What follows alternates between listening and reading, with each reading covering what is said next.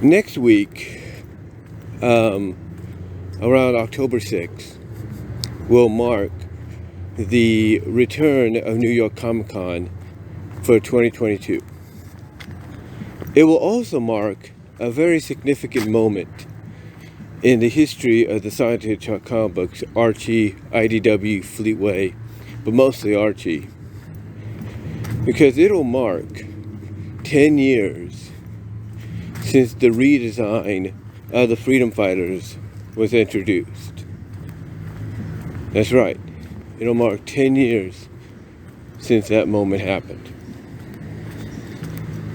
And I can tell you honestly, when Sally's design, was first seen at New York Comic Con, and basically, hold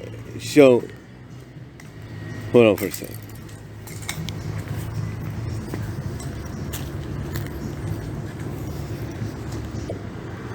Like I said, when, her design got revealed, a lot of fans were happy that she was, back to normal, but they were kind of mixed on the, on the redesign, because it's like, it gave her a new look, a makeover, which some fans would probably say was long overdue and needed, because we were heading into, a new, decade, and we're also in a new century, so some changes needed to be made. I mean, when you look at someone like Bunny, we entered in 2000s, and she got a variety of new looks, from a cowgirl look, a Daisy Duke look, and all that, and even new cybernetics, on top of it. So for someone like Sally, the idea was, the time had pretty much come for her to get one too, but she wasn't the only one. Basically, the plan was for all the Freedom Fighters that were not Sonic or Tails or Knuckles to get redesigns. Now, I don't know if this includes the Chaotix, mostly like Julie Sue, the non-game versions of the Chaotix, like, Julie Sue and such. I'm not sure if this included them, what would her redesign be? What would Linda's redesign be? Saffron B's, we're not sure. We don't know if it would have included them, but we do know it included Sally, Bunny, Antoine, and Rotor, and even Dulcie later on, and Lupe, or Lupe, as it's pronounced. And like I said, fans were happy to see Sally back, but they were just kind of mixed about the design. Some, like I said, were kind of glad she was getting a redesign, or kind of an upgrade, if you will, and some felt that it was just, Archie Comics, and to an extent Sega, caving in to to pressure.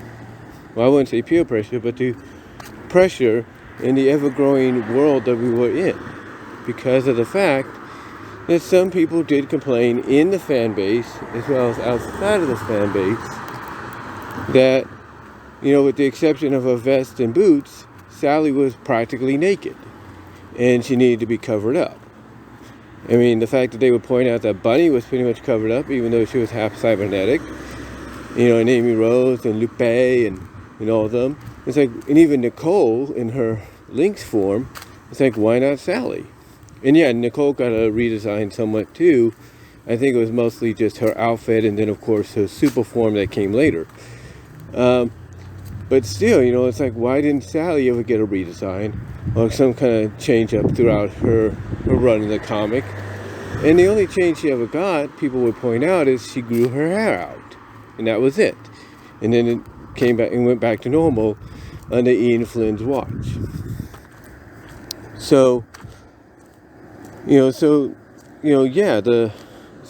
redesign for her, for Sally and the Freedom Fighters came, in 2012. The original idea was she would get this redesign by being de-roboticized in issue 250, but then, of course, as we all know, that situation, between Penders, Archie, and Sega, mostly Penders and Archie, came to be, and they were left with no choice but to utilize her redesign and the redesign of the Freedom Fighters into a new rebooted or softly rebooted and retconned or softly reconned continuation of the story.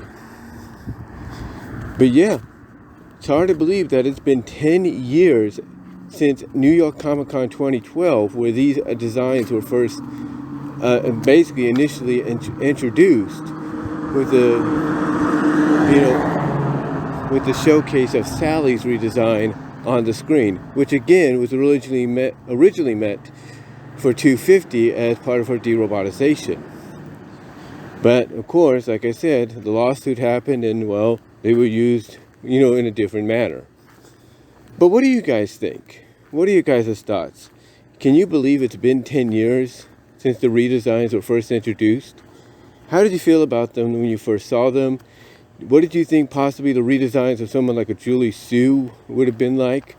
Maybe even Linda, Lala Lee, Knuckles' mom. What do you think their redesigns would have been like had, nothing happened?